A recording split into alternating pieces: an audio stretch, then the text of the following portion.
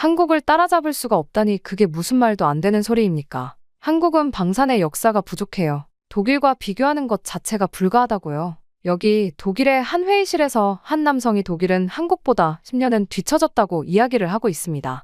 이 남성이 한국으로 출장을 온 뒤 더 이상 입을 열 수 없었다고 하는데요.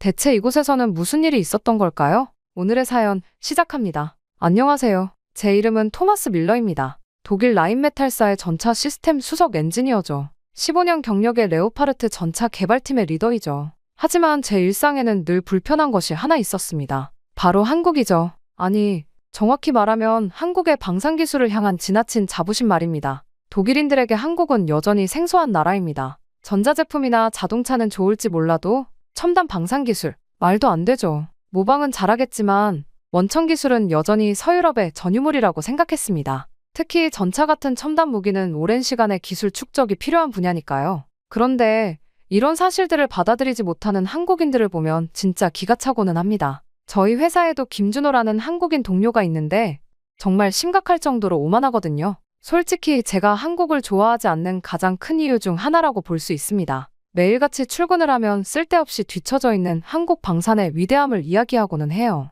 이런 모습은 원래 북한인들한테나 보이는 모습 아닌가요? 게다가 목소리는 또 얼마나 큰지 귀가 따가워서 가끔은 이어폰을 끼고 있을 때도 있습니다. 여러모로 한국인들은 가진 것도 없으면서 과할 정도로 사람들에게 민폐를 끼친다는 생각이 들어요. 솔직히 회사에 출근하면 김준호와 마주쳐야 한다는 생각에 미리 스트레스를 받을 정도입니다. 그렇게 아침 8시 라인메탈 본사 연구동. 역시나 오늘도 어김없이 김준호가 서 있네요. 그 시끄러운 한국이 동료 말이에요. 우리 팀의 전자시스템 엔지니어인데 아행 공대 박사 출신의 수재라고는 해도 전형적인 아시아인의 모습을 갖고 있습니다. 게다가 지나친 애국심에 과도한 자부심까지 정말 불편하고 싫어요. 토마스 씨, 오늘도 일찍 오셨네요. 이거 보셨어요? 폴란드에서 K 전차 도입하기로. 벌써부터 말을 끊고 싶었지만 이미 김준호는 스마트폰을 제 눈앞에 들이밀고 있었습니다. 15년차 수석 엔지니어인 제가 이제 겨우 5년차인 아시아 직원의 한국 자랑을 또 들어야 하다니. 그것도 매일 아침이라니요. 아침부터 또 시작이군. 저는 한숨을 내쉬며 커피를 받아들었습니다. 레오파르트 개발팀 리더로서의 자존심이 상하는 순간이죠. 우리 독일은 80년이 넘는 전차 개발의 역사를 가지고 있습니다. 2차 세계대전부터 이어온 독일의 정교한 기술력은 세계가 인정하는 사실이에요. 그런데 고작 한국이라니 자존심이 상하네요. 물론 김준호의 실력은 인정합니다. 아행 공대 박사 출신의 최연소 수석 연구원이니까요. 하지만 이 지나친 자부심만큼은 정말 견디기 힘듭니다. 그저 아시아 사람들 특유의 과시욕이라고밖에 볼 수 없었죠. 토마스 씨, K 전차의 자동장전 시스템은 레오파르트보다 2배나 빠르다는 거 아셨어요? 게다가 회의실로 도망치듯 걸음을 옮겼지만 김준호는 여전히 제 뒤를 따라오고 있었습니다. 마치 한국의 기술력을 알리는 게 자신의 사명이라도 되는 것처럼요. 전형적인 아시아인들의 오버라고 생각했죠. 서양의 기술을 베끼기만 하면서 마치 자신들이 발명한 것처럼 굴더니 이제는 독일 기술을 뛰어넘었다고. 어이없는 말을 들을 때마다 속으로 비웃었습니다. 김준호 씨, 우리는 지금 새 레오파르트 엔진 출력 문제를 논의해야 하는데 하지만 제 말은 끝나지 못했습니다. 갑자기 긴급 임원회의 소집 알림이 울렸거든요. 평소라면 있을 수 없는 일이었습니다. 독일인들에게 갑작스러운 회의는 최악의 무례니까요. 급하게 회의실에 들어서자 이미 모든 임원들의 얼굴이 굳어 있었습니다. 최근 10년간 본 적 없는 표정이었죠. 그리고 이후 CEO가 던진 첫마디는 충격적이었습니다. 폴란드 계약이 완전히 무산됐네. 순간 회의실이 얼어붙었습니다. 120억 유로 규모의 레오파르트 수출 계약이 백지화됐다는 거예요. 이유는 단 하나, 폴란드가 한국의 K 전차를 선택했기 때문이었습니다. 오랜 역사를 가진 저희 독일 방산기술이 신생 산업국가에 밀렸다는 게 믿기지 않았습니다. 임원들의 얼굴이 하나둘 창백해졌습니다. 우리의 자부심이었던 레오파르트가 그것도 한국산 전차에 밀렸다는 게 이해되지 않았거든요. 회의실에는 무거운 침묵만이 감돌았습니다. 자네들 둘이 한국에 다녀오게. 침묵을 깨고 들린 CEO의 지시는 청천벽력이었습니다. 한국으로 가는 것도 싫은데 거기다 하필이면 김준호와 함께라니요. 심지어 2주간의 현장 실사를 한국인과 함께 해야 한다니 최악이었죠. 솔직히 말해서 아시아인들과 일하는 건 피하고 싶었거든요. 특히 김준호와는 더더욱이요. 제가 생각하기에 한국인들은 지나치게 감정적이고 비논리적이라고 생각했습니다. 그런데 그런 한국인인 김준호의 끝없는 한국 기술 예찬을 2주나 들어야 한다니 정말 최악이었죠. 프랑크푸르트 공항으로 향하는 차 안에서도 인천행 비행기 안에서도 역시나 김준호의 입은 쉴 새 없이 움직였습니다. 한국의 방산기술이 어떻게 발전했는지, K 전차의 성능이 얼마나 뛰어난지 창밖을 보며 귀를 막고 싶었지만 옆자리에서 들려오는 목소리를 피할 수는 없었네요. 도착하면 직접 보여드릴게요. 한국의 기술이 얼마나 뛰어난지 토마스 씨가 생각하시는 것과는 완전히 다를 거예요. 귀찮게 구는 김준호를 바라보며 저는 생각했습니다. 설마 독일을 뛰어넘었을 리가 없어. 분명 과대 광고겠지. 반도체나 만들지 고작 그 한국이 80년 전통의 독일 방산기술을 따라잡았다고. 12시간의 비행시간 내내 전 그렇게 확신했습니다. 독일의 기술력이 세계 최고라고? 그게 제 15년 경력이 말해주는 진실이라고요. 하지만 이게 제 오만의 시작이었다는 걸 그때는 몰랐습니다. 오랜 비행 끝에 인천공항에 도착한 건 이른 아침이었습니다. 비행기 안에서 오랜 시간을 머물렀더니 피곤이 몰려왔죠. 하지만 김준호는 여전히 활기찼습니다. 토마스 씨, 우리 바로 창원으로 가야 해요. 현대로템에서 우리를 기다리고 있거든요. 피곤한 목소리로 대답했습니다. 잠깐 휴식이라도 취하는 게 좋지 않을까요? 아니요, 바로 가봐야 해요. 오늘 중요한 테스트가 있거든요. 김준호의 말대로 우리는 곧바로 김포공항으로 이동해 국내선에 올랐습니다. 비행기에서 내려 현대로템으로 향하는 차 안에서 저는 여전히 의구심을 떨칠 수 없었습니다. 과연 얼마나 대단할까? 설마? 한국에 대해서 많은 외국인들이 놀라는 것들이 또 있는데요. 특히 사업을 위해 한국에 방문한 외국인들이 감탄하는 회사가 있다고 합니다. 독보적인 업계 1위이면서 고객 만족뿐 아니라 지역사회 환원까지 세상에 도움이 필요한 곳에 아낌없이 나눔과 봉사를 실천하고 있어 더욱 놀라움을 자아내는데요. 바로 신차 장기 렌트 및 리스 회사인 KS 오토플랜입니다. 차량 구매뿐 아니라 기존 차량 처분까지 원스톱으로 처리가 가능한 건 물론 항상 고객님께 듣고 고객님으로부터 답을 찾아 고객님께 돌려드리는 기업을 표방하는 만큼 렌트와 리스 시 중도 해지를 원하시는 경우 고객님이 최대한 페널티를 적게 가지고 가시도록 체계화된 승계 부서를 운영하고 있습니다. 사람을 최우선으로 생각하는 회사답게 처음 회사를 시작하던 그 마음 그대로 취약계층 아동과 시설의 지원을 아끼지 않는 KS 오토플랜. 따뜻한 심장을 가진 KS 오토플랜이 구독자 여러분들을 위해 특별한 혜택을 준비했습니다. 지금 고정 댓글을 클릭하시고 구독자분들만을 위한 특별한 혜택과 함께 이웃을 위한 나눔까지 실천해보세요. 이제 소유가 아닌 이용의 시대. 더 현명한 선택을 원하시다면 지금 당장 KS 오토플랜에서 시작하세요. 하지만 현대로템 정문에 들어서는 순간 제 생각이 흔들리기 시작했습니다. 군사기밀시설 수준의 보안 검색이 진행됐거든요. 독일에서도 보안은 철저하다고 생각했는데 이건 차원이 달랐습니다. 이게 말로만 듣던 한국의 스피드예요. 김준호가 자랑스럽게 말했습니다. 처음에는 또 과장하나 싶었는데 영구동에 들어서자마자 놀라지 않을 수가 없었습니다. 24시간 3교대로 돌아가는 생산 라인, 실시간 품질 관리 시스템, 완벽에 가까운 자동화 설비까지. 특히 충격적이었던 건 스마트 팩토리 시스템이었습니다. 생산되는 모든 부품에 센서가 부착되어 실시간으로 데이터가 수집되고 AI가 이를 분석해 품질을 관리하고 있었죠. 레오파르트 생산 라인에서는 상상도 못할 광경이었습니다. 이건 우리보다 앞서 있는데 제가 무심코 내뱉은 말에 김준호가 빙그레 웃었습니다. 이제 시작이에요. 실험동으로 가볼까요? 모니터를 통해 지켜본 자동장전 속도는 믿기 힘들 정도였습니다. 우리 레오파르트의 2배, 아니 그 이상이었죠. 더구나 장전 정확도는 99.9%를 기록하고 있었습니다. 실험동으로 향하는 길에서 마주한 광경은 더 충격적이었습니다. 영하 40도의 혹한기 테스트실, 영상 50도의 고온 테스트실이 나란히 있었고 그 안에서는 K 전차가 끊임없이 가동되고 있었죠. 레오파르트는 영하 30도 이하에서는 성능을 보장할 수 없는데 말입니다. 저기 보이시나요? 자동장전 시스템 테스트 중입니다. 이건 불가능한데. 저는 무심코 독일어로 중얼거렸습니다. 우리는 오랜 시간 동안 이 문제를 해결하지 못했거든요. 자동장전 시스템의 정확도를 높이면 속도가 떨어지고 속도를 높이면 정확도가 떨어지는 딜레마를 말이죠. 아, 이건 한국이 개발한 AI 기반 제어 시스템 덕분이에요. 실시간으로 포탄의 무게중심을 계산해서 김준호의 설명이 이어졌지만 제 귀에는 들리지 않았습니다. 눈앞에 펼쳐진 광경에 완전히 압도당했거든요. 모든 공정이 완벽하게 자동화되어 있었고 각종 센서에서 수집되는 데이터는 실시간으로 분석되어 시스템에 반영되고 있었습니다. 잠깐 쉬었다가 다음 구역으로 가시죠. 그렇게 휴게실로 향하는 길에 한 장면이 눈에 띄었습니다. 늦은 시간인데도 연구원들이 열띤 토론을 벌이고 있었죠. 지금이 몇 시죠? 밤 11시요. 아, 저분들은 야간 연구팀이에요. 24시간 3교대로 운영되거든요. 순간 머리가 멍해졌습니다. 독일에서는 상상도 할 수 없는 일이었죠. 오후 6시만 되면 모두가 퇴근하는 우리와는 너무나 다른 모습이었습니다. 그리고 그때였습니다. 갑자기 비상벨이 울리더니 실험동에서 문제가 발생했다는 알림이 왔습니다. 야간 테스트 중이던 엔진에서 이상 신호가 감지됐다고 하더군요.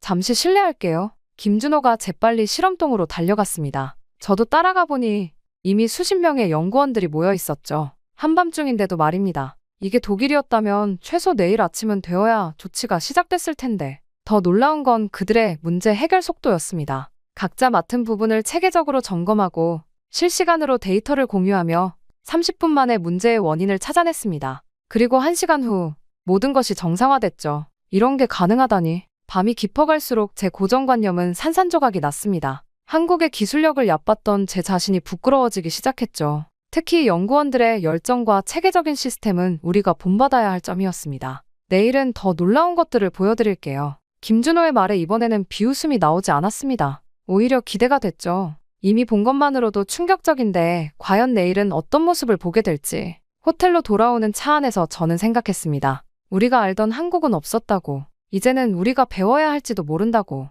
하지만 이것은 시작에 불과했습니다. 진짜 충격은 다음 날부터 시작될 거였죠. 다음 날 아침, 창원 현대로템 본관 앞에서 저희 또 다른 새로운 깨달음이 시작됐습니다. 화창한 날씨와는 달리 제 마음은 여전히 흐렸죠. 어제의 충격이 채 가시지 않았는데 오늘은 또 어떤 현실을 마주하게 될지 모르는 일이었으니까요. 오늘은 K 전차의 핵심 시스템을 보여드리겠습니다. 김준호가 자신만만하게 말했습니다. 이제는 그의 자신감이 그저 허세가 아니라는 걸 알았기에 저는 그저 묵묵히 따라갔죠. 첫 번째 방문지는 K 전차의 혹한기 테스트장이었습니다. 영하 40도의 극한 환경에서 전차가 정상 가동되는 모습은 경이로웠습니다. 독일의 레오파르트는 영하 30도 이하에서는 심각한 성능 저하가 발생하는데 말이죠. 이건 어떻게 가능한 거죠? 특수 윤활유와 엔진 예열 시스템 덕분입니다. 우리는 시베리아 수출을 고려해 개발했거든요. 그의 말에 고개를 끄덕였습니다. 우리는 왜 그 생각을 못했을까요? 레오파르트는 유럽 환경만 고려했던 거죠.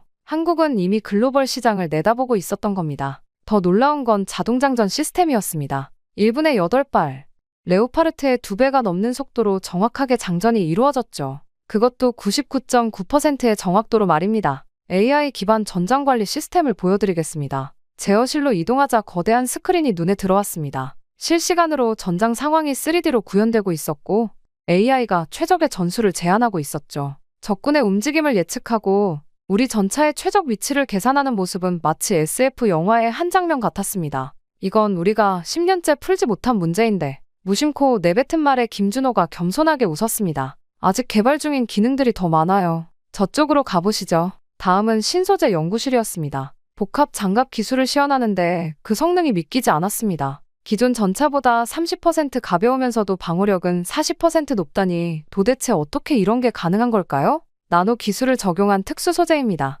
우리가 독자 개발한 기술이에요. 순간 머리가 어지러웠습니다. 독일의 자존심이었던 장갑 기술마저 한국이 앞서가고 있었던 겁니다. 게다가 능동방어 체계 시연은 더욱 충격적이었습니다. 100% 욕격 성공률. 우리 레오파르트의 트로피 시스템은 아직 85%대에 머물러 있는데 말이죠. 드론, 전차 보병 실시간 연동 시스템도 보여드릴게요. 전장에서 드론이 수집한 정보가 실시간으로 전차에 전송되고 이를 보병들과 공유하는 시스템이었습니다. 미래 전장에서 가장 중요한 기술인데 우리는 아직 구상 단계에 머물러 있었죠. 그렇게 오전 견학이 끝나고 점심시간, 저는 구내식당에서 김준호와 마주 앉았습니다. 이제는 그의 말을 무시할 수 없었죠. 오히려 더 많은 것을 알고 싶어졌습니다. 어떻게 이렇게 빠른 발전이 가능했던 거죠? 우리에겐 선택의 여지가 없었어요. 북한이라는 위협 앞에서 우리는 최고가 되어야만 했거든요. 그의 말에서 진정성이 느껴졌습니다. 한국의 방산기술 발전은 단순한 비즈니스가 아닌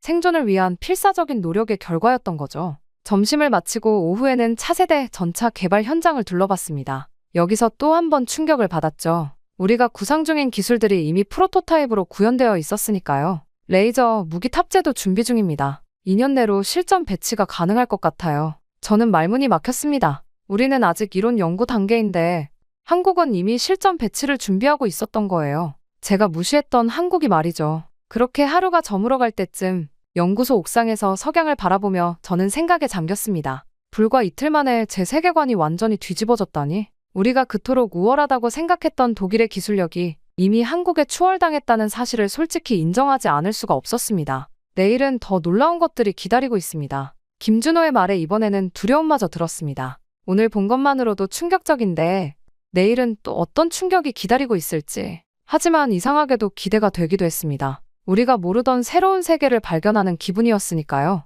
호텔로 돌아가는 길, 문득 우리 회사 임원들의 얼굴이 떠올랐습니다. 이 현실을 어떻게 보고해야 할지, 우리가 이제껏 얼마나 우물안개구리였는지를 어떻게 설명해야 할지, 그리고 가장 중요한 건 우리가 어떻게 이 격차를 따라잡을 수 있을지. 밤이 깊어가는데도 이런 생각들이 머릿속을 맴돌았습니다. 그리고 한국 방문 사흘째가 되던 날, 저는 완전히 충격을 받고 말았습니다. 그날은 차가운 가을비가 추적추적 내리는 밤이었습니다. 현대로템 실험장의 거대한 LED 조명이 비에 젖은 아스팔트를 비추고 있었죠.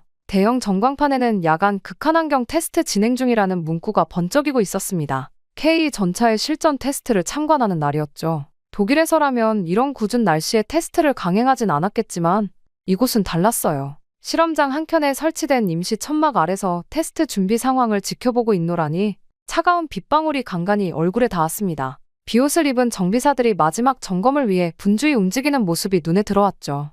한 정비사는 무릎을 꿇고 궤도를 점검하고 있었고 다른 이는 전자장비의 방수 상태를 확인하고 있었습니다. 오늘은 실전 상황을 가정한 종합 테스트입니다. 악천후속 전투 능력을 평가하죠. 김준호가 방수 케이스에서 태블릿을 꺼내며 설명했습니다. 화면에는 오늘의 테스트 시나리오가 상세히 표시되어 있었습니다. 30km 산악 기동의 수중도와 표적 타격까지 입이 떡 벌어지더군요. 물론 독일에서도 하는 테스트지만 이곳의 기준은 차원이 달랐습니다. 실시간 데이터 분석, 극한의 기상 조건, 24시간 연속 가동까지 레오파르트 테스트의 2배가 넘는 까다로운 조건들이 줄줄이 이어져 있었으니까요. 특히 눈에 띄는 건 불시 상황 대처 능력 평가라는 항목이었습니다. 하지만 이런 날씨에 테스트를 진행해도 괜찮을까요? 제 질문에 김준호는 잠시 하늘을 올려다보더니 의미심장한 미소를 지었습니다. 전쟁은 날씨를 가리지 않으니까요. 최악의 상황에서도 완벽해야죠. 지켜보고 회사에 돌아가서 당당히 이야기하자고요. 테스트를 시작하겠습니다. 관제실의 목소리와 함께 K 전차가 움직이기 시작했습니다.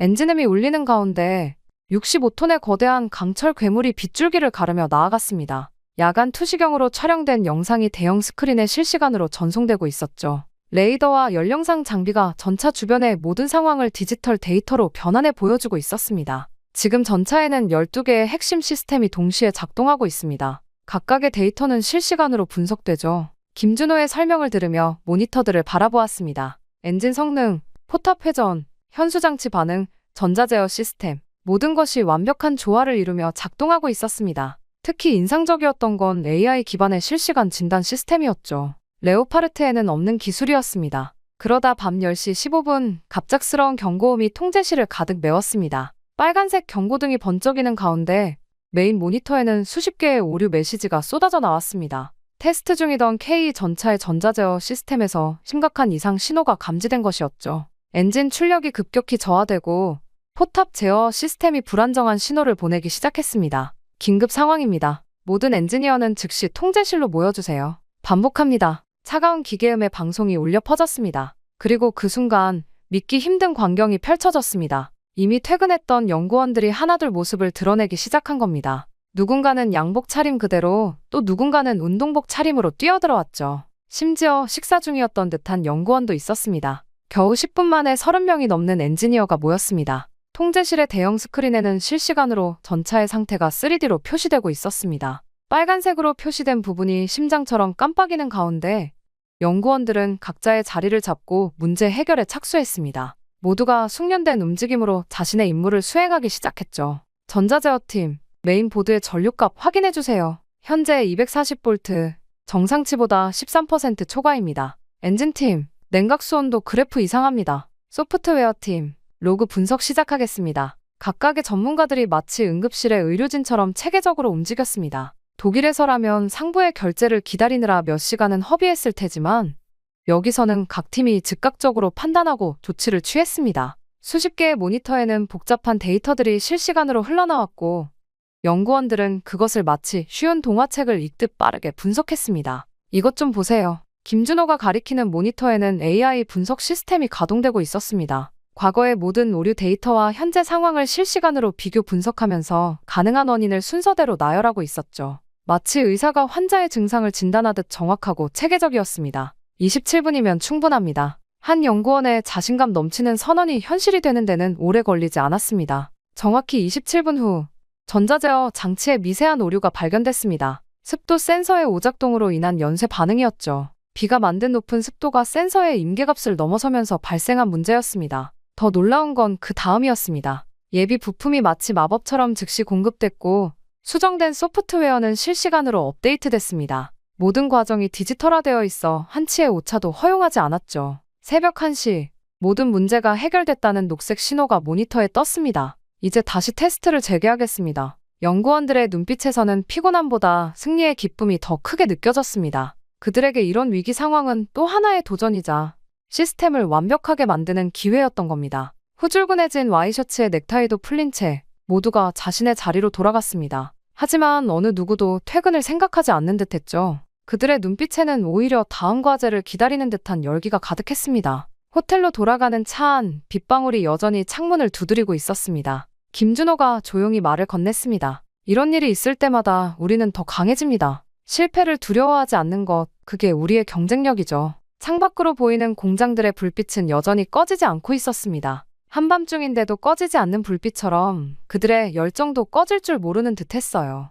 비가 만드는 차창의 물방울 너머로 공장들의 불빛이 흐릿하게 반짝였습니다. 그 모습을 보고 인노란이 문득 부끄러워졌습니다. 우리의 오만함이 이런 현실을 직시하지 못하게 했던 거죠. 80년 전통의 레오파르트만을 내세우며 변화하는 세상을 못 본 채 안주했던 우리 자신이 말입니다. 우리가 자부심이라 생각했던 것은 어쩌면 안일함의 다른 이름이었는지도 모릅니다. 내일도 바쁜 하루가 될 것 같네요. 김준호의 말에 이번에는 기대감이 앞섰습니다. 이제는 알았으니까요. 매 순간이 새로운 배움의 기회라는 것을. 그리고 우리가 얼마나 더 발전해야 하는지도 말입니다. 차창 밖 빗방울 너머로 보이는 공장의 불빛들이 마치 미래를 향한 희망처럼 반짝이고 있었습니다. 창원의 밤은 깊어갔지만 기술의 발전은 멈추지 않고 있었습니다. 그리고 저는 이제 그 현실을 직시할 준비가 되어 있었습니다. 다음 날, 저는 김준호와 함께 서울로 올라왔습니다. 창원에서의 충격적인 경험 이후 이제는 한국의 방산기술 연구의 중심지를 보여주겠다는 거였죠.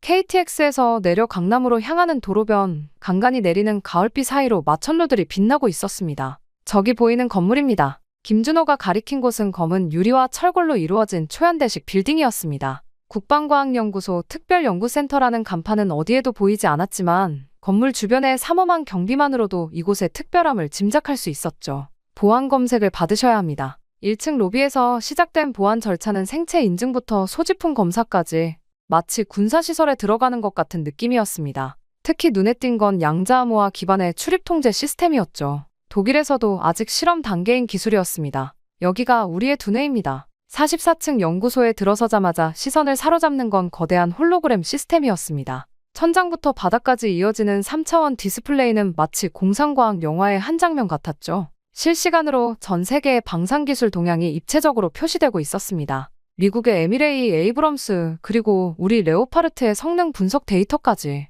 그것도 우리도 몰랐던 세세한 부분까지 말이죠. 이건 어떻게 이런 데이터를? 실시간 3D 렌더링으로 구현된 전차들의 내부 구조가 눈앞에서 360도로 회전하며 각 부분의 성능을 보여주고 있었습니다. 엔진 효율, 장갑 강도, 전자제어 시스템의 반응 속도까지. 심지어 우리 개발팀도 공개하지 않았던 정보들이 데이터로 시각화되어 있었죠. 김준호는 여전히 그 특유의 미소를 지으며 대답했습니다. 우리는 모든 걸 연구합니다. 경쟁사의 장점도 단점도 모두요. 발전하기 위해서는 현실을 정확히 알아야 하니까요. 연구소 내부를 둘러보면서 점점 더 놀라움은 커져갔습니다. 복도를 따라 이어진 각 분야별 특화 연구실들은 마치 미래에서 온 듯했죠. 통유리 너머로 보이는 실험실들은 하나같이 최첨단 장비들로 가득했고 그곳에서는 밤늦은 시간임에도 불구하고 수십 명의 연구원들이 여전히 열중하고 있었습니다. 미래전투체계 연구실의 모습은 특히 충격적이었습니다. 인공지능과 전차를 결합한 무인 시스템을 개발하고 있었는데 테스트 중인 시스템은 0.1초 만에 전장 상황을 분석하고 최적의 대응을 도출해냈습니다. 시뮬레이션 화면에서는 AI가 통제하는 전차가 실제 전차 조종수보다 더 정교하게 움직이고 있었죠. 신소재 연구실은 또 다른 차원의 놀라움이었습니다. 나노 구조를 활용한 새로운 복합 소재가 테스트 중이었는데 이 소재는 전차의 중량은 30% 줄이면서 방호력은 40% 높일 수 있다고 했습니다. 현미경으로 본 소재의 구조는 마치 예술 작품 같았죠. 이쪽은 퀀텀 방호 시스템 프로젝트입니다. 특별 보안구역으로 이동하자 더욱 놀라운 광경이 펼쳐졌습니다. 양자역학 원리를 응용한 새로운 개념의 방어체계였죠. 미사일이 접근하기도 전에 궤도를 예측하고 교란시키는 시스템이라고 했습니다. 양자역학을 이용한 방어체계라고요? 네. 아직 개발 단계지만 5년 내 실전 배치가 목표입니다. 현재 성공률이 98.5%에 도달했어요. 제 놀란 표정을 보며 김준호가 덧붙였습니다. 우리는 현재가 아닌 미래를 준비합니다. 지금 우리가 개발하는 기술은 10년 후를 위한 거예요. 그의 말에 깊이 공감했습니다. 우리는 현재의 성공에 안주해 있었지만 한국은 이미 미래를 향해 달려가고 있었던 거죠. 잠시 쉬었다가 식사하러 가시죠. 밤 10시가 조금 넘은 시각 김준호가 저를 강남 한복판의 고층 빌딩으로 안내했습니다. 63층에 위치한 레스토랑이었죠. 통유리 너머로 서울의 야경이 파노라마처럼 펼쳐졌고 한강은 검은 비단처럼 도시를 가르며 흐르고 있었습니다. 와인 리스트를 건네받으며 처음으로 편안한 분위기에서 대화를 나눌 수 있었습니다. 솔직히 말씀드리면 처음엔 토마스 씨가 정말 싫었어요. 김준호의 갑작스러운 고백에 놀랐습니다. 그가 고른 프랑스 와인을 서버가 따르는 동안 잠시 침묵이 흘렀죠. 유럽의 오만함이 느껴졌거든요. 하지만 이해합니다. 저도 처음 독일에 갔을 때 그런 시선을 많이 받았으니까요. 와인잔을 돌리며 김준호는 자신의 이야기를 들려주었습니다. 아헨 공대에서 박사 과정을 밟을 때의 어려움, 아시아인이라는 이유로 받았던 차별, 그리고 그것을 극복하고 최고의 성과를 내기까지의 과정을 말이죠. 그의 목소리에는 씁쓸함과 자부심이 교차했습니다. 독일 교수님이 제 첫 논문 주제를 보고 웃으시더군요. 너무 야망적인 것 아니냐고요. 하지만 2년 후 저는 그 논문으로 국제학회 최우수상을 받았습니다. 그의 눈빛에서 당시의 결연한 의지가 다시 한번 타오르는 것을 볼 수 있었습니다. 그래서 더 증명하고 싶었나 봐요. 우리도 할 수 있다는 걸. 아니, 더 잘할 수 있다는 거려. 창 너머로 보이는 서울의 불빛들이 그의 말에 공감하듯 반짝였습니다. 그동안 제가 느꼈던 그의 과도한 자부심은 사실 이런 배경에서 나온 것이었구나 싶더군요. 미안해요, 김준호 씨. 제가 너무 편견에 사로잡혀 있었네요. 아니요, 오히려 감사합니다. 토마스 씨가 직접 보고 이해해 주셔서요. 식사를 마치고 나와 한강변을 걸었습니다. 밤바람이 차가웠지만 공기는 맑았죠. 반포대교의 달빛무지개 분수가 밤하늘을 수놓고 있었고 강변을 따라 줄지어 선 빌딩들의 불빛이 강물에 반사되어 또 다른 도시를 만들어내고 있었습니다. 우리가 힘을 합치면 어떨까요? 독일의 경험과 한국의 혁신이 만난다면. 김준호의 제안에 저는 고개를 끄덕였습니다. 차가운 강바람을 맞으며 우리는 미래의 방산기술에 대해 이야기를 나눴습니다. 더 이상 경쟁자가 아닌 같은 꿈을 꾸는 동료로서 말이죠. 자정이 훌쩍 넘어 호텔로 돌아가는 차 안에서 김준호가 마지막으로 한 말이 가슴에 깊이 남았습니다. 우리의 목표는 단순히 남을 이기는 게 아닙니다. 더 나은 미래를 만드는 거죠. 독일과 한국이 함께라면 그 꿈이 더 빨리 이루어지지 않을까요? 그의 말에 깊이 공감했습니다. 이제 저는 알았으니까요. 진정한 경쟁력은 서로를 인정하고 배우는 데서 나온다는 것을. 그리고 한국이라는 나라가 가진 무한한 가능성도 말입니다. 호텔 창문 너머로 보이는 서울의 밤하늘에는 수많은 빌딩의 불빛이 별처럼 빛나고 있었습니다.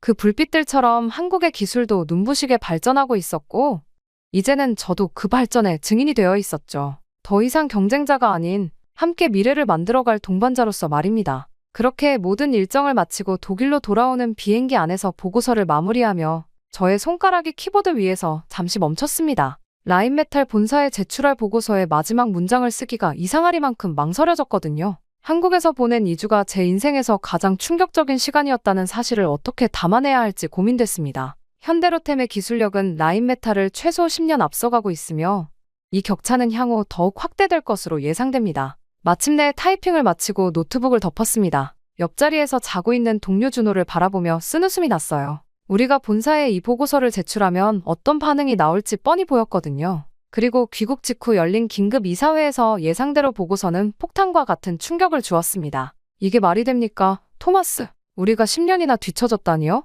이사회 멤버들의 얼굴이 하나같이 창백했어요. 하지만 제가 준비한 데이터는 너무나 명확했습니다. 현대로템의 생산 라인은 우리보다 5배 빠릅니다. 24시간 가동되는 스마트 팩토리 시스템은 우리의 10년치 연구개발 계획을 이미 실현해냈죠. 정비 시간은 우리의 일삼에 불과하고 생산 단가는 30% 이상 절감했습니다. 프레젠테이션을 넘기며 계속 말을 이었어요. 더 심각한 것은 기술 격차입니다. K 전차의 자동장전 시스템은 우리 레오파르트의 2배 속도를 자랑하고 AI 기반 전장관리 시스템은 이미 실전 배치 단계죠. 우리가 20년간 해결하지 못한 극한기후 문제도 완벽하게 극복했습니다. 회의실은 무거운 침묵에 잠겼어요. CEO가 한숨을 깊게 내쉬었죠. 해결 방안은요? 솔직히 말씀드려서 단기간 내에 따라잡기는 불가능합니다. 현대로템은 이미 다음 단계를 준비하고 있어요. 우리가 이제야 고민하는 기술들을 그들은 이미 상용화 단계까지 끌어올렸습니다. 마커스가 보충 설명을 했습니다. 현장의 문제 해결 능력도 충격적이었습니다.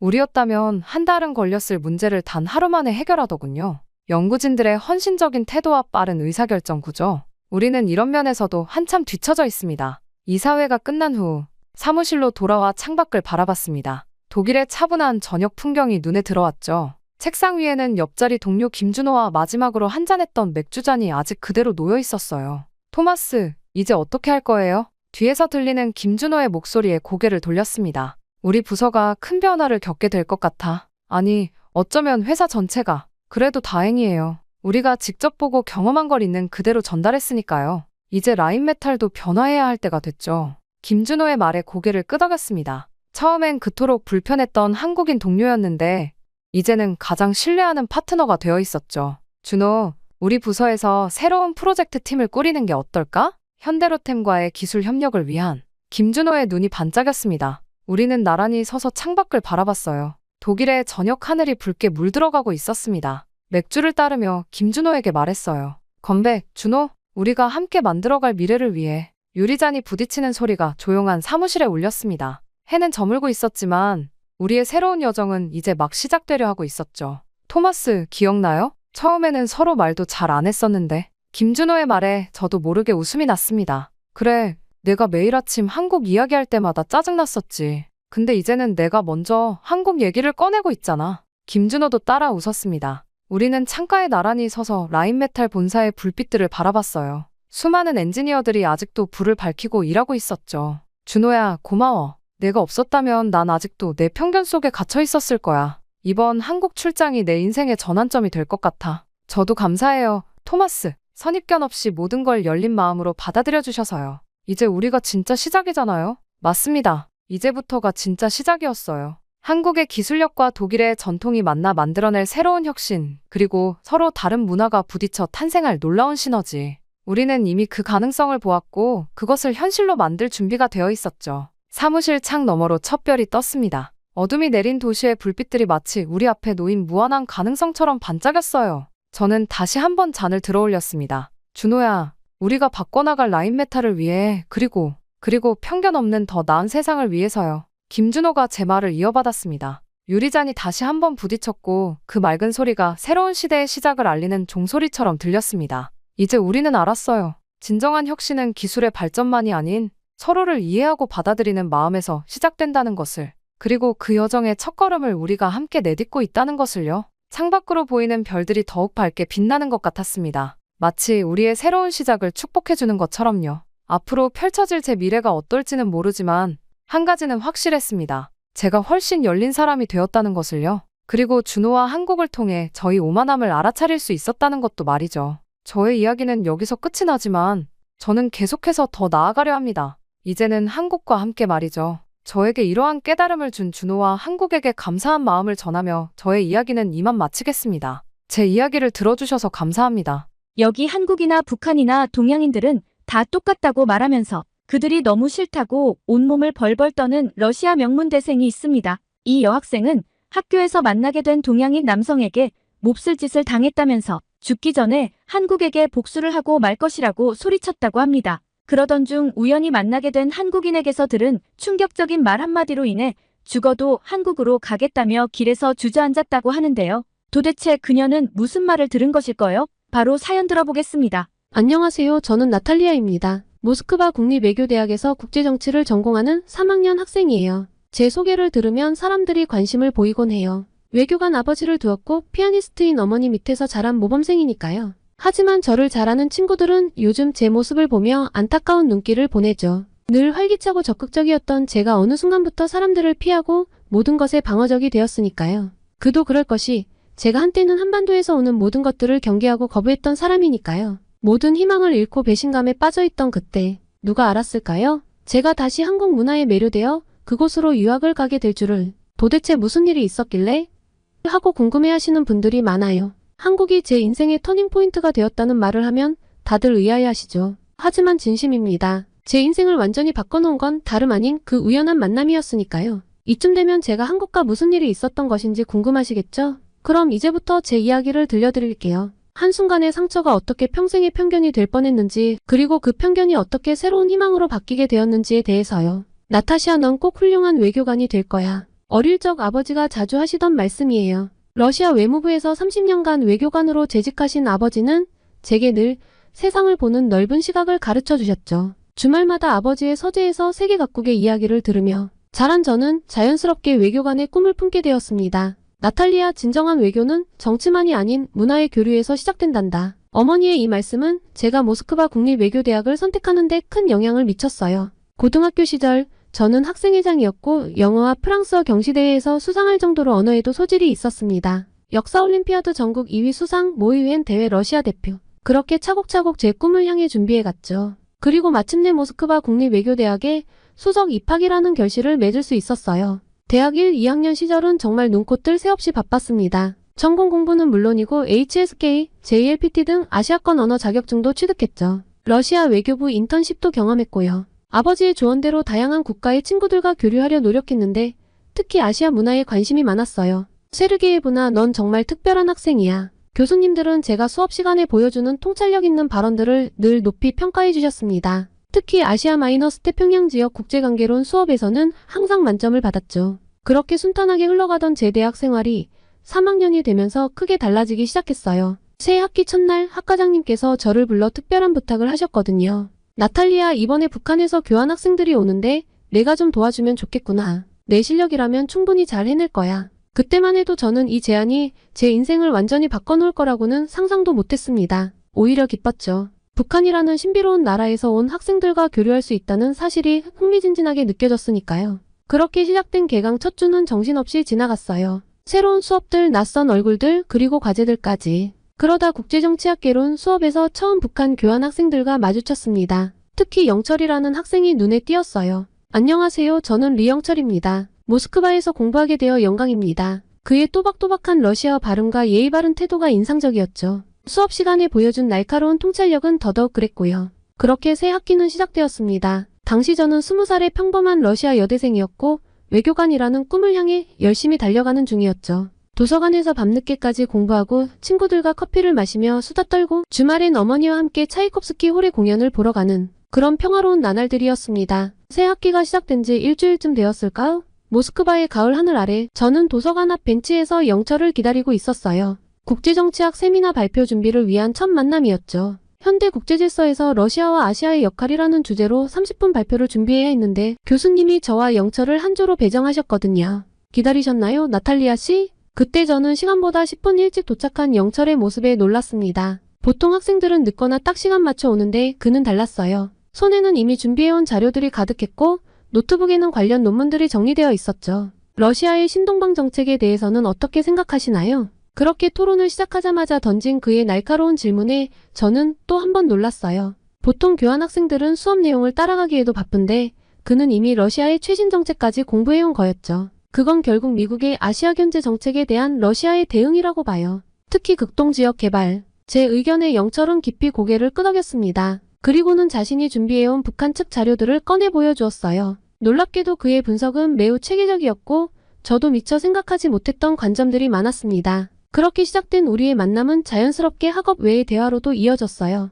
영철은 제가 알던 다른 북한 학생들과는 달랐습니다. 물론 자국에 대한 자부심이 강했지만 다른 문화와 관점도 열심히 이해하려 노력했죠. 나탈리아 씨는 차이콥스키를 좋아하시나요? 어느 날 영철이 이런 질문을 던졌을 때 저는 정말 기뻤어요. 제가 피아노를 배웠다는 걸 기억하고 있었던 거죠. 그날 저녁 우리는 차이콥스키 음악당에서 공연을 함께 봤어요. 영철의 클래식 음악 지식은 놀라울 정도였고 공연이 끝난 후 나눈 대화는 더욱 즐거웠습니다. 우리나라에서도 러시아 클래식 음악을 많이 공부해요. 특히 차이콥스키는 그의 말에서 진정성이 느껴졌어요. 정치적 견해는 달랐지만 예술을 사랑하는 마음만큼은 같았던 거죠. 점점 더 가까워지면서 우리는 거의 매일 도서관에서 만났어요. 때로는 밤늦게까지 토론하기도 했죠. 영철은 제게 북한의 문학과 예술을 소개해 주었고 저는 그에게 현대 러시아 문화를 알려주었습니다. 이런 대화가 바로 진정한 문화 교류 아닐까요? 어느 날 영철이 던진 이 말에 저는 깊이 공감했어요. 우리는 서로 다른 세계에서 왔지만 학문과 예술을 통해 마음을 나눌 수 있었으니까요. 물론 모든 게 순조롭지만은 않았어요. 가끔 정치적 견해 차이로 언쟁을 벌일 때도 있었고 서로를 이해하기 힘든 순간도 있었죠. 하지만 그때마다 우리는 다름을 인정하고 존중하려 노력했습니다. 그렇게 세미나 발표는 대성공이었어요. 교수님께서는 우리의 발표를 극찬하셨고 다른 학생들도 깊이 있는 분석에 감탄했죠. 그때 영철과 나눈 뿌듯한 미소가 아직도 선명하게 기억납니다. 그렇게 발표를 마치고 나서도 저는 영철과 가깝게 지내게 되었어요. 제 눈앞에서 배시시 웃으며 밥을 먹으러 가자는 영철의 모습이 영원할 것이라고 생각했습니다. 그날 일어났던 비극적인 사건 때문에 그렇게 순수하게 웃던 영철을 다시는 볼 수 없게 되었지만요. 그날은 평소와 다를 것 없는 목요일 오후였어요. 도서관에서 다음 세미나 준비를 하고 있었는데 영철이 잠깐 자리를 비운 사이에 운명처럼 일어난 일이었죠. 아, 노트북이 꺼졌네. 그때 영철의 노트북 화면이 절전 모드로 들어가는 걸 보고 저는 자연스럽게 마우스를 움직였어요. 우리는 이미 그 정도로 편한 사이였거든요. 서로의 노트북으로 자료를 찾아보는 건 일상적인 일이었죠. 그런데 화면이 켜지는 순간 제 심장이 멎는 것 같았어요. 나탈리아 세르게예브나 1일 동향 보고 2024년 10월 12일. 처음에는 제가 잘못 본 줄 알았어요. 하지만 파일명을 클릭하는 순간 제 눈앞에 펼쳐진 문서들은 너무나 체계적이었죠. 제 일과 만나는 사람들, 심지어 개인적인 대화 내용까지 모든 것이 꼼꼼하게 정리되어 있었습니다. 러시아 외교부 고위 관료의 딸, 향후 활용 가치 높음, 접근 지속 필요. 노트북 위에 떠있던 글자 하나하나가 비수가 되어 제 가슴을 찔렀어요. 떨리는 손으로 다른 폴더들도 열어보았죠. 그곳에는 제가 영철에게 들려준 이야기들, 저의 가족관계, 인맥, 심지어 제 아버지의 외교부 활동 내역까지 상세하게 분석되어 있었습니다. 피아노 연주를 좋아한다는 점을 이용해 친밀감 형성 중, 문화적 공감대 활용이 효과적. 그제서야 모든 게 이해되더군요. 차이콥스키 공연을 보러 간 것, 예술에 대한 깊은 대화들. 그 모든 것이 계획된 것이었나요? 머릿속이 하얘졌어요. 순간 손이 떨려왔지만 계속해서 파일들을 열어보았습니다. 그러다 발견한 이메일 폴더. 정기적으로 평양의 어딘가로 보고되는 이메일들이 있었어요. 제 사진도 몰래 찍어서 첨부되어 있었고요. 나탈리아 미안합니다. 화장실에 다녀오느라. 영철이 돌아왔을 때 저는 이미 모든 걸 봤죠. 그의 표정이 순식간에 굳어지는 게 보였어요. 제가 보고 있는 화면을 확인한 순간이었죠. 이건 설명할 수 있습니다. 그의 목소리가 떨렸어요. 하지만 더 이상 들을 필요가 없었죠. 저는 아무 말도 하지 않고 제 물건들을 챙겼습니다. 다리가 후들거렸지만 어떻게든 걸음을 옮겼어요. 나탈리아 씨, 잠깐만요. 그의 목소리가 뒤에서 들려왔지만 저는 돌아보지 않았어요. 도서관을 빠져나와 캠퍼스를 가로질러 걸으면서 지난 몇 달간의 기억들이 주마등처럼 스쳐 지나갔습니다. 그날 밤 저는 처음으로 아버지께 모든 걸 털어놨어요. 오늘 보게 된 영철의 노트북 자료와 그 내용들을 말씀드렸습니다. 아빠, 제가 너무 순진했죠? 그때 아버지는 한숨을 깊게 내쉬시더니 저를 꼭 안아주셨습니다. 나타샤, 넌 잘못한 게 없어. 오히려 내가 발견해서 다행이야. 저는 그날 밤 아버지 품에 안겨서 울었어요. 가장 친한 친구를 한순간에 잃어버린 느낌이라서 너무 서러웠고 그 누구도 믿을 수 없을 것 같았기 때문이었죠. 그렇게 그날 이후로 영철은 더 이상 수업에 나오지 않았어요. 나중에 들은 이야기로는 그가 갑자기 북한으로 귀국했다고 하더군요. 이 사건은 제게 깊은 상처를 남겼습니다. 단순히 개인적인 배신감을 넘어서 인간관계에 대한 기본적인 신뢰가 무너져 내렸거든요. 그리고 그 상처는 자연스럽게 한반도 전체에 대한 불신으로 이어졌죠. 영철이의 사건 이후 캠퍼스의 가을은 유난히 춥게 느껴졌어요. 매일 아침 강의실로 향하는 발걸음이 무거워졌고 수업 중에도 늘 뒤를 돌아보게 되더군요.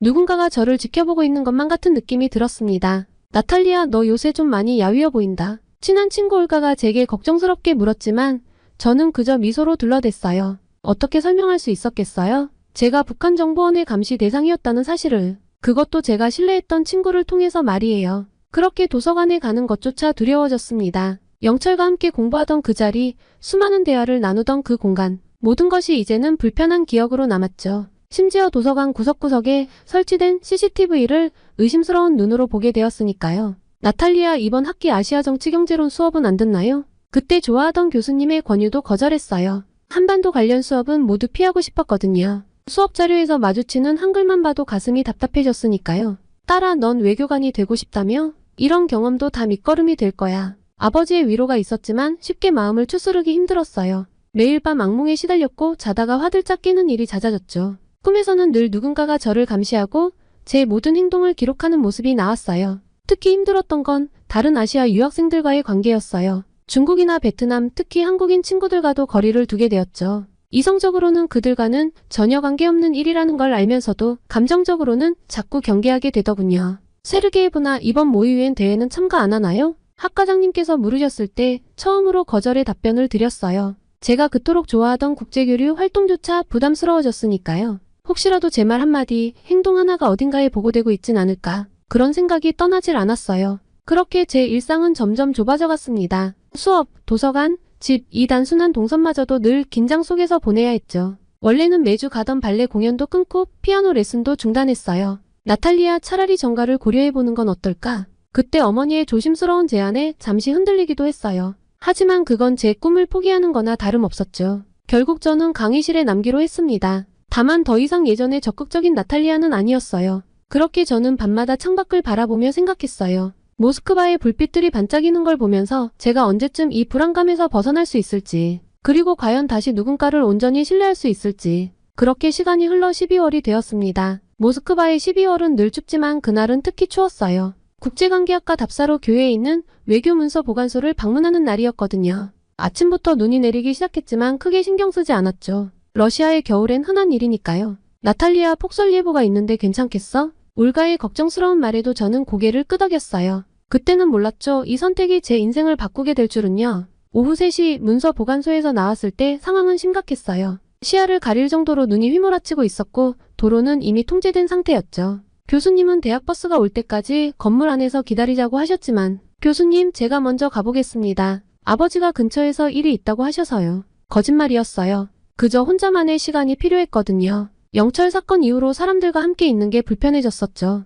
하지만 그건 큰 실수였어요. 걸어서 10분 거리의 지하철역을 향해 가던 중 갑자기 머리가 어지러워지기 시작했어요. 시야가 흐려지고 다리에 힘이 풀리는 것이 느껴졌죠. 괜찮으세요? 누군가의 목소리가 들렸어요. 쓰러지기 직전 누군가가 저를 붙잡아 주었죠. 그게 바로 한국인 민준 씨와의 첫 만남이었어요. 체온이 많이 떨어졌네요. 응급처치부터 해야겠습니다. 또렷한 러시아어로 말하는 그의 목소리가 들렸어요. 그의 동작은 신속하고 정확했죠. 당시 저는 몰랐지만 그건 한국해양경찰 시절 익힌 전문적인 응급구조 기술이었다고 해요. 구급차가 올 때까지 버티셔야 해요. 제 재킷으로 체온부터 유지하시죠. 그는 재킷을 벗어 저를 감싸주었고 주머니에서 비상용 핫팩을 꺼내 손바닥에 쥐어주었어요. 전문가다운 침착한 모습이었죠. 그렇게 구급차가 도착하고 나서도 그는 저를 혼자 두지 않았어요. 제가 동행하겠습니다. 환자의 상태를 계속 체크해야 할 것 같네요. 그의 말에 구급대원들도 고개를 끄덕였죠. 우여곡절 끝에 병원에 도착했을 때 저는 그제서야 한국의 의료 시스템을 직접 경험하게 됐어요.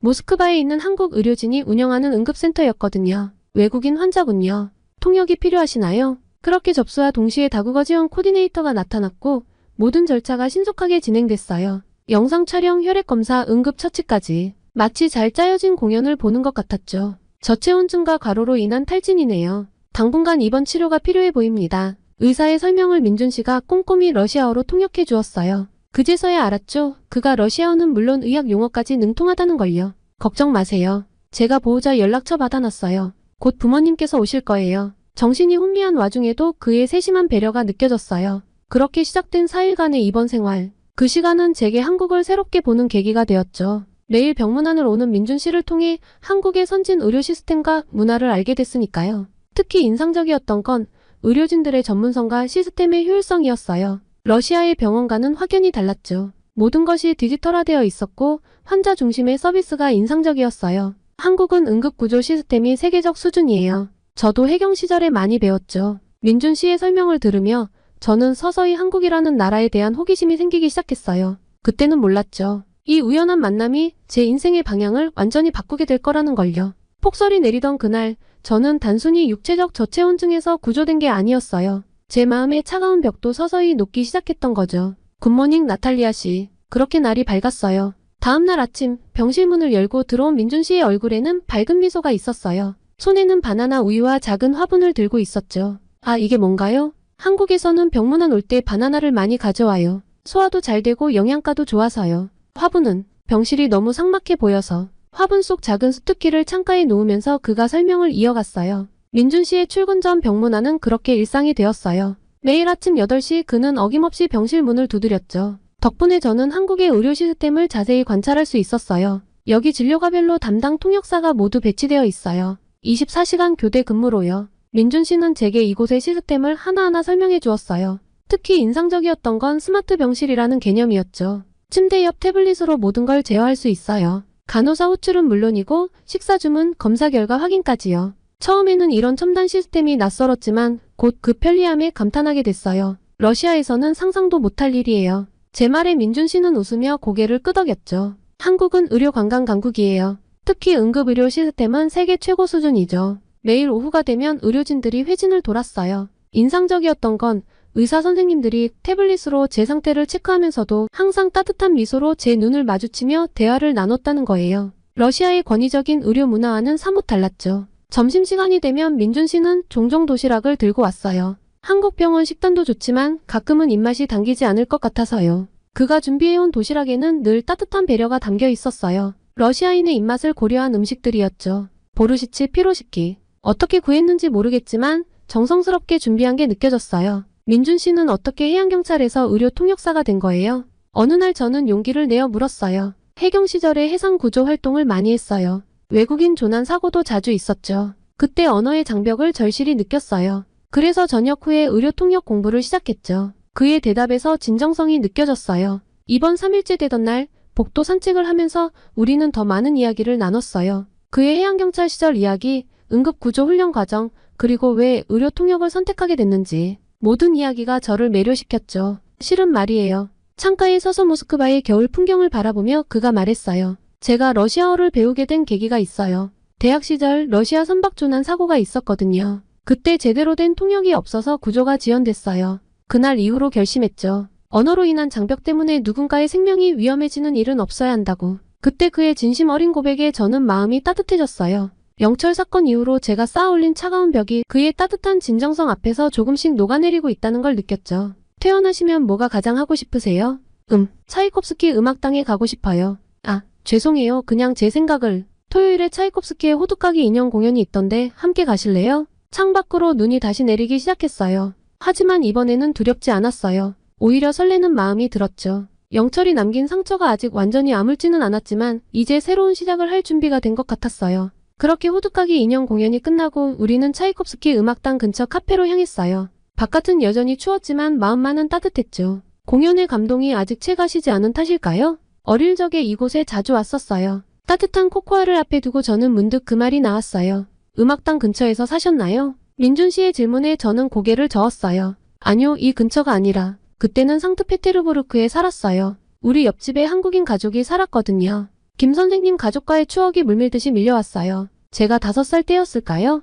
피아노 소리를 따라 옆집 창가에 서 있곤 했던 기억이 나요. 김 선생님은 상트페테르부르크 음악원에서 피아노를 가르치셨어요. 사모님은 발레리나셨고요. 그리고 저와 같은 또래의 딸이 있었죠. 지수. 맞아요, 이지수. 그때의 기억이 선명하게 떠올랐어요. 지수와 저는 늘 함께였죠. 발레 수업도 같이 다녔고 방과 후에는 김 선생님께 피아노를 배웠어요. 주말이면 두 가족이 모여 음악회에 가곤 했죠. 지금 생각해보면 참 따뜻한 시간이었네요. 김 선생님 가족은 저희에게 단순한 이웃 이상이었어요. 특히 제가 처음 피아노를 시작할 때 그렇게 말을 잇다가 저는 문득 목이 메었어요. 그동안 잊고 있었던 감정들이 한꺼번에 올라오는 것 같았거든요. 선생님께서는 늘 말씀하셨어요.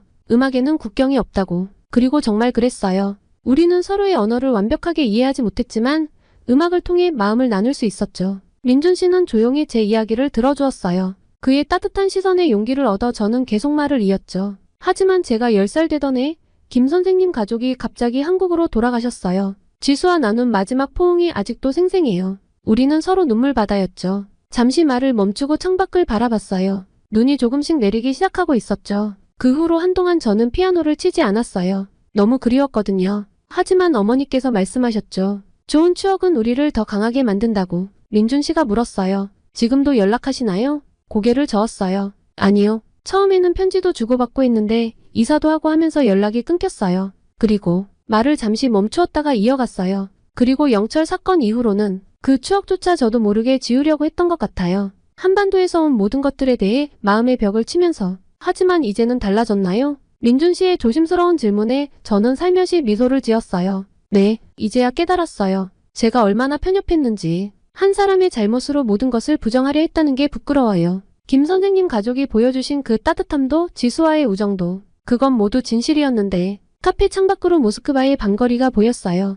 흰 눈이 하늘하늘 내리는 모습이 마치 오래된 기억들이 다시 깨어나는 것만 같았죠. 혹시 지수를 다시 만날 수 있을까요? 제 질문에 민준 씨는 따뜻한 미소를 지으며 대답했어요. 찾아보면 되지 않을까요? 세상은 생각보다 좁답니다. 그렇게 차이콥스키 음악당에서의 그날 이후 저의 일상은 조금씩 달라지기 시작했어요. 이전까지는 수업과 도서관만 오가던 단조로운 생활이었다면 이제는 매주 새로운 경험들로 가득 찼죠. 오늘은 한식 레스토랑에 가보는 게 어떨까요? 민준 씨의 제안으로 시작된 저녁 식사가 어느새 우리의 새로운 전통이 되어 있었어요. 일주일에 한 번 목요일 저녁이면 새로운 한국 음식을 경험하는 시간을 가졌죠. 김치는 처음엔 너무 매웠는데 이제는 없으면 허전해요. 제 말에 민준 씨가 웃으며 말했어요. 그게 바로 김치의 매력이죠. 처음엔 낯설지만 점점 익숙해지다가 어느 순간 빠져들게 되는, 문득 그의 말이 김치만을 두고 하는 이야기가 아닌 것 같다는 생각이 들었어요. 한국 문화도 어쩌면 그런 것이 아닐까요? 처음에는 낯설고 이해하기 어려웠지만 조금씩 알아가다 보면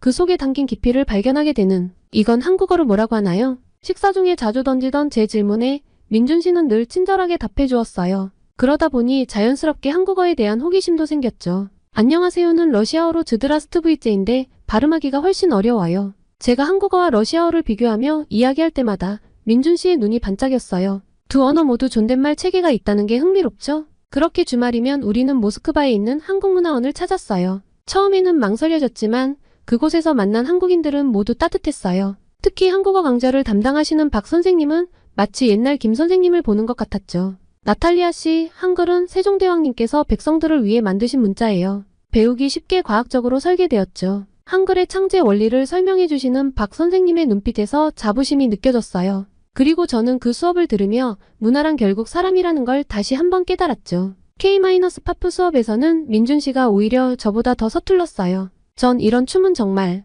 역시 해양경찰이 더 편했던 것 같네요. 그의 어색한 춤 동작에 저도 모르게 웃음이 나왔죠. 하지만 그런 모습조차도 진정성 있게 느껴졌어요. 나타샤 요즘 뭔가 달라진 것 같아. 어느 날 어머니께서 말씀하셨어요. 그래요? 뭐가요? 내 눈빛이 다시 예전처럼 반짝이는 것 같아. 어머니 말씀처럼 저는 변하고 있었어요. 아니, 어쩌면 원래의 제 모습을 되찾아가고 있었는지도 모르겠어요. 영철 사건 이후로 잃어버렸던 호기심과 열정이 다시 살아나고 있었거든요. 도서관에서도 이제는 한국 관련 서적들을 찾아보게 됐어요. 한국의 현대사 경제 발전 과정, 문화 콘텐츠의 세계화, 모든 것이 새롭고 흥미진진했죠. 이게 바로 한류의 힘인가요? 제 질문에 민준 씨는 고개를 저었어요.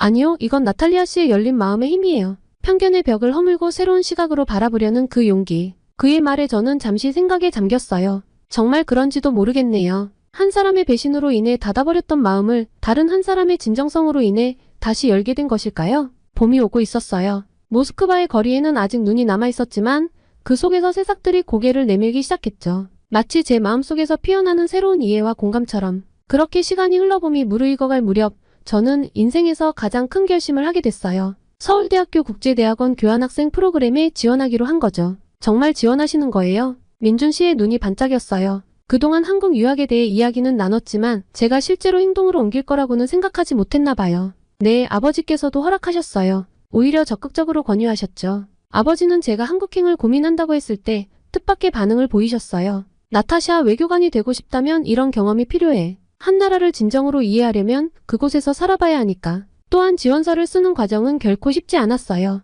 특히 자기소개서는 여러 번 고쳐섰죠. 민준 씨가 옆에서 조언을 해주긴 했지만 제 진심을 담아내는 게 중요했으니까요. 한국의 의료 시스템을 연구하고 싶다고 썼어요. 도서관 카페에서 자기소개서 초안을 보여주며 말했죠. 제가 겪은 한국 의료진들의 전문성과 시스템, 이걸 러시아에 도입하는 방안을 연구하고 싶어요. 민준 씨는 제 자기소개서를 진지하게 읽어내려갔어요. 의료 외교, 참신한 주제네요. 게다가 직접 경험한 내용이라 설득력도 있고요. 하지만 가장 어려웠던 건 영철 사건을 언급하는 부분이었어요. 이 부분은 어떻게 표현하는 게 좋을까요? 민준 씨는 잠시 생각하더니 말했어요. 있는 그대로 쓰세요. 편견을 가졌다가 그것을 극복한 과정이 오히려 나탈리아 씨의 성장을 보여줄 수 있을 거예요.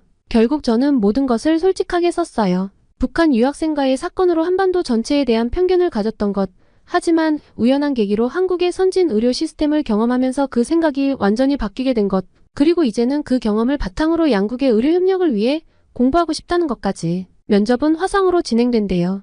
지원서를 제출하고 얼마 지나지 않아 면접 통보를 받았어요. 긴장되는 마음에 민준 씨에게 연락했죠. 괜찮아요. 나탈리아 씨는 충분히 준비되어 있어요. 그동안 얼마나 열심히 공부하셨다고요. 면접 전날 그의 격려가 큰 힘이 됐어요. 면접날 저는 떨리는 마음으로 카메라 앞에 앉았어요. 면접관들은 예상보다 더 친절했고 제 이야기에 진지한 관심을 보여주셨죠. 러시아와 한국의 의료 시스템 비교 연구. 매우 흥미로운 주제네요. 특히 실제 경험을 바탕으로 한 연구 계획이라 더욱 기대가 됩니다. 면접이 끝나고 며칠 후 기다리던 합격 통보를 받았어요. 경쟁률이 20대 1이 넘었다고 하는데 정말 믿기지 않았죠. 축하해요, 나탈리아 씨. 민준 씨가 건넨 축하 꽃다발에는 작은 카드가 있었어요. 새로운 시작을 축하합니다. 서울에서 꼭 다시 만나요. 그 순간 문득 깨달았어요. 이제 정말 새로운 인생이 시작되는구나. 하지만 이상하게도 전혀 두렵지 않았어요. 오히려 설렘이 가득했죠. 어쩌면 지수도 다시 만날 수 있을지 몰라요. 민준 씨의 말에 저는 미소 지었어요. 그래요, 이제는 새로운 만남을 두려워하지 않아요.